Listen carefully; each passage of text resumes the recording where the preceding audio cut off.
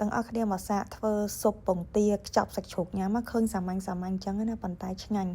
សាកធ្វើបងប្អូនគោះពងទាដាក់ពងទាមិនពងមាន់ទេណាពងទា10គ្រាប់ហើយដាក់ទឹកប្រឡាក់សាច់ហ្នឹងដាក់ចូល5សភាហើយអ្នកនរគ្នាក្លុកវាឲ្យម៉ត់ដល់ពេលក្លុកវាឲ្យម៉ត់ក្លុកវាឲ្យសព្វហើយសាច់ជ្រូកជ្រាំហ្នឹងក៏យើងលាយជាមួយនឹងទឹកប្រឡាក់សាច់ដែរអត់ពិបាកទេលាយតាមហ្នឹងមកអញ្ចឹងណាដល់ថ្ងៃច្បល់វាឲ្យសព្វឲ្យសាច់ហ្នឹងវាឡើងល្មួតចូលគ្នាខាំជាប់គ្នាអញ្ចឹងបន្ទាប់មកគឺយើងទៅចៀនពងទាដើម្បីខ្ចប់សាច់ជ្រូកយល់អត់ ខ្ចប់សាច់ជ្រូកហ្នឹងដូចបញ្ឆៅអញ្ចឹងណាដល់ពេលខ្ចប់មកអញ្ចឹងមកហើយទៅយើងចាប់ផ្ដើមដាំទឹកឲ្យពុះពេលដែលដាំទឹកពុះហ្នឹងយើងចាប់ផ្ដើមដាក់គ្រឿងចូលហើយពេលដែលដាក់គ្រឿងចូលហ្នឹងចង់និយាយថាយើងដាក់ហេប៊ីយឺហ៊ឺ